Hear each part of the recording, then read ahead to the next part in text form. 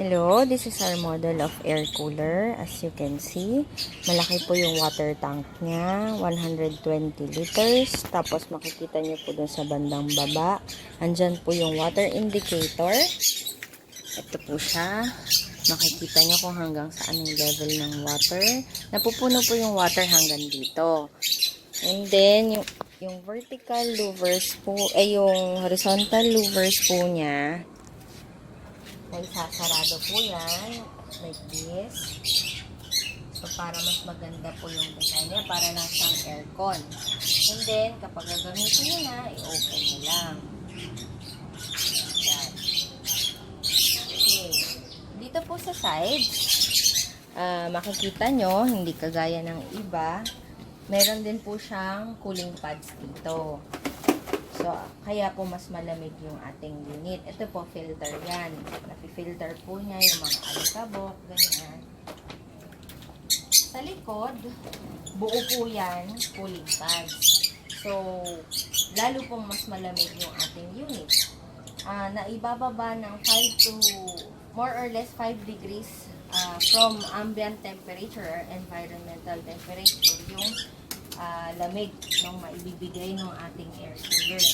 Tapos makikita nyo, meron din po siyang gulong, caster wheels na pwede pong ilak para hindi po siya magalaw. Dito naman po sa control, electronic na rin po siya. Meron po tayong remote na kasama.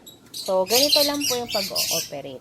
Simply turn on. So, agad-agad po mag-open yan. Ito po, as you can see, ito pong vertical louvers niya, yan po yung nagsiswing. Yan, pwede nyo rin pong ihinto. Yan. Then, yung speed, para pong sa electric fan, meron tayong low, medium, and high. So, yan po yung high natin. So, nakikita nyo, sobrang lakas na po niya kasi 230 watts lang po siya. Kahit malakas, matipid po siya sa kuryente, unlike aircon. So,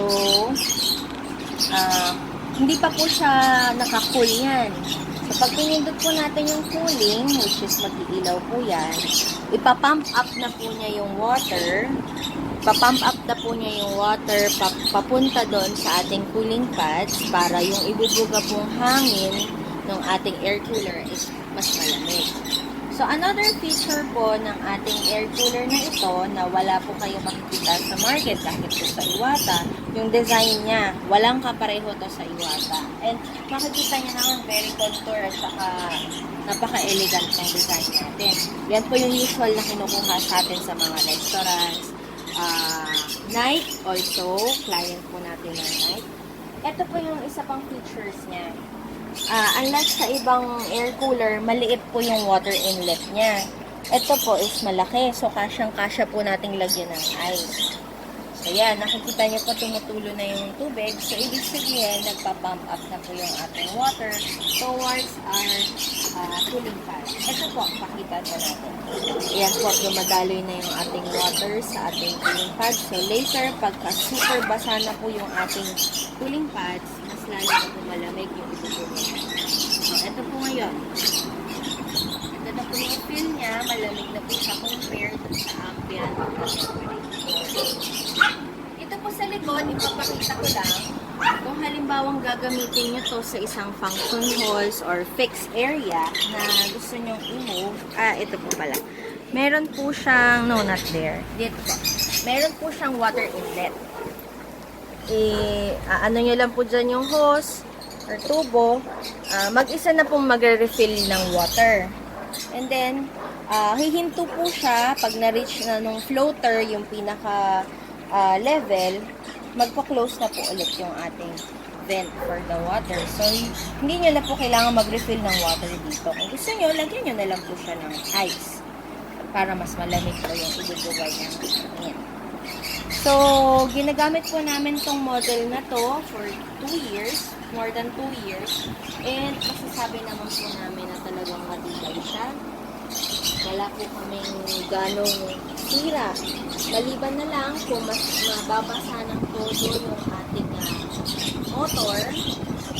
Kasi hindi po water waterproof yun. Yun yung parang sa electric fan na nagpapaikot sa blade. And pakinggan niyo po, hindi po maingay yung ating unit compared to other brands. Kasi yung ating blade dito is plastic to plastic na rin. So, to care for this unit, dapat lang po pag nililinis siya, huwag masyadong matapang yung mga sabon or chlorine na pinagpapahid. Huwag din po magasgasan, iwasan magasgasan, madali naman po siya linisin. And huwag po masyadong paarawan, of course, plastic. So, over time, kakaroon din siya ng mga yellowish. So, itong unit po namin na to, kung hindi ako nagkakamera, is 1.5 years na po sa akin. Itong code na unit na ito. So, yun lang po siya. And then, may warranty siya for 1 year. Thank you.